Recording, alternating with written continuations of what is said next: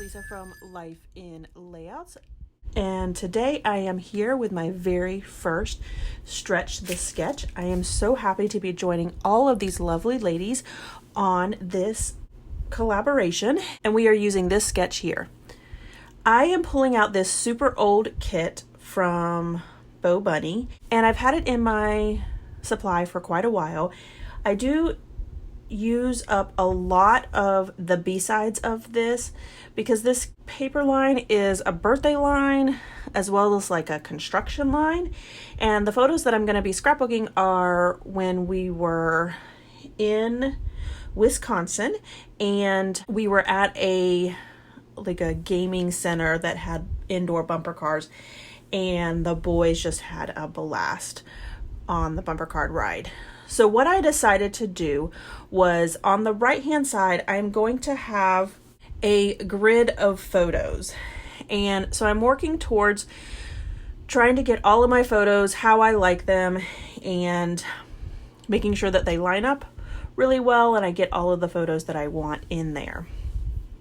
Then what I'm going to do is I'm going to take this orange piece of paper and I'm going to add a piece to the top and then also again to the bottom. Now the piece at the top is 1.5 inches and the piece at the bottom is 1/2 inch. That leaves me with 10 inches on the left hand side. And even though the sketch doesn't call for this orange piece in the back, I use that orange piece so that the layout has a consistency across both the left and right hand side. So then I go ahead and start working towards the sketch. I first cut out these banners in a 1 inch and I didn't like that. You can see that at the top of my screen there. So I did go ahead and cut them a little bit larger. They're now 2 inches. And then I cut them down to fit inside of my 10-inch piece of orange paper. Now that orange paper does get covered up quite a bit, so it is pretty bright, but it's not as bright once I get all the photos on the left-hand side as well. I did go ahead and cut one circle out with all of the construction signs. So there's a stop sign and a red light sign and a railroad crossing, a yield sign, and I thought that was a really cool design to have in this bumper car layout. I'm just using my different circle punches to punch out several different circles, and one of the papers had these whimsical circles already on them, so I did use quite a few of them on this layout because that made it really easy to give extra dimension with just having that one piece of paper. I do go ahead and ink up all of my edges, and I ink them up with a faded denim, I think is what it's called, or blue jean or something along those lines. And it's like the navy blue or the darkest blue that comes in the Tim Holtz Distress ink. So once I get the orange side down, I'm going to use that as a guide to get my top and bottom pieces lined up exactly with the left hand side of the layout, and then I fill in with the photos. There is a little bit of space between each one of the photos. Of course, I don't ever cut it down to the exact size that it needs to be, but I'm okay with that just little bit of brown peeking out. It doesn't bother me enough, and you really don't even notice it when you're looking at the layout itself. I did think that the layout needed a little something more, and I love adding 1/4 inch strips to kind of tie everything together. This is a really well-known technique that's used by Scrapbook Generations, and I follow a lot of their sketches, and so it's kind of made me realize that that's a pretty good technique to have when you just feel like your page or your layout is just floating. I did feel like my photos were getting a little bit lost without a mat, so I do go ahead and use this yellow paper, and you really can't even see that design once I get it cut because I do use just 1/8 inch. Nope, I think that's 1/16 inch. So a really, really tiny border, just enough to kind of set it off from all of these circles that I'm going to add down. Now I do pop up a couple of the circles as well. That one with all the signs, I definitely popped that one up. And then I had this blue circle, and I felt like it would look better coming off of the picture there. So I went ahead and cut it in half and then used the other half up on the left-hand side. I do go ahead and pop up that circle as well, the yellow one, just to give it a little bit more dimension. Really the only two circles that are up on Fun Foam is that big one with the signs and then that yellow one as well. I felt like I was missing one more little circle, and I do find that in this gear paper. So I go ahead and cut that out. And then I needed one more because I had a trap space between the yellow one and the gear paper.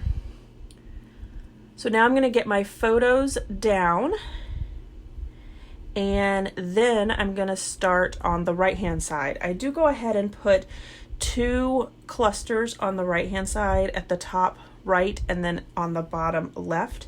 So up there in that top right hand corner, I did go ahead and cut that circle in half and added that, as well as this other circle that again I cut from the paper that had all kinds of designs on it. So it has almost like a bullseye design on it. This is where I'm trying to figure out the best way to put that third cluster, and I decide to put it down there on the bottom. So I go ahead and use the back side of the circle from the top and then add 2 small circles there as well. I pulled out a couple of embellishments, not too many, but I did want to add a few additional things. So underneath the photo on the left hand side of the layout, I put a rectangle that says on the go and then a little label so that I can put my journaling on that. And then up in the right hand corner, I do put the word memories in the brown circle. I felt like I was needing just a little bit more detail in this layout. And so since I had the gear paper, I went ahead and pulled out my gear dies from Tim Holtz and just cut out a couple of those in yellow so that I could add them around the page as well. The phrase sticker that's right below that green label says happiness starts here. And then I do go ahead and add some enamel hearts as well as enamel dots. And then I also went ahead and pulled in some orange bling. I have a ton of bling and I'm thinking that I should probably use it up. So it just gave it a little bit of a different look on this layout. So I do add it up there in the right hand side, and then I also add it to one of the gears on the left hand side of the page. If you're ever struggling with clusters, I think one of the things that I remember, and I've said this a couple times before, as long as the items are touching another item in the cluster, then your cluster has a cohesiveness.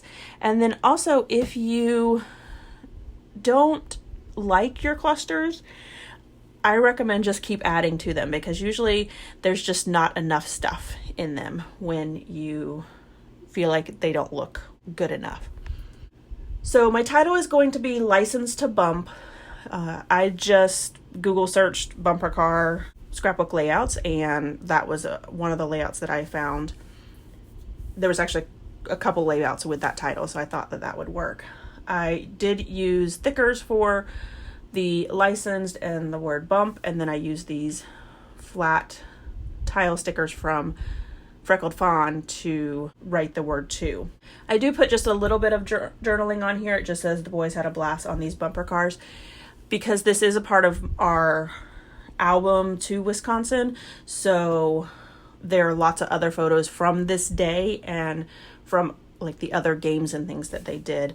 And so I explain a lot of that in the other layouts that I do for this album. I would love for everyone to go and check out all of the lovely ladies down below. There are lots of different ladies who are stretching this sketch, and I am sure they're going to find fabulous ways to take this one-page sketch and make it into lots of different things. So here is my final layout, as well as some close-ups. If you enjoyed this video, if you wouldn't mind giving me a thumbs up, I'd really appreciate it. If you haven't done so already and you want to see more double page layouts, make sure you hit that subscribe button, because that's all you're going to get on my channel. Thanks everyone for watching, and I hope that you have a scrappy day.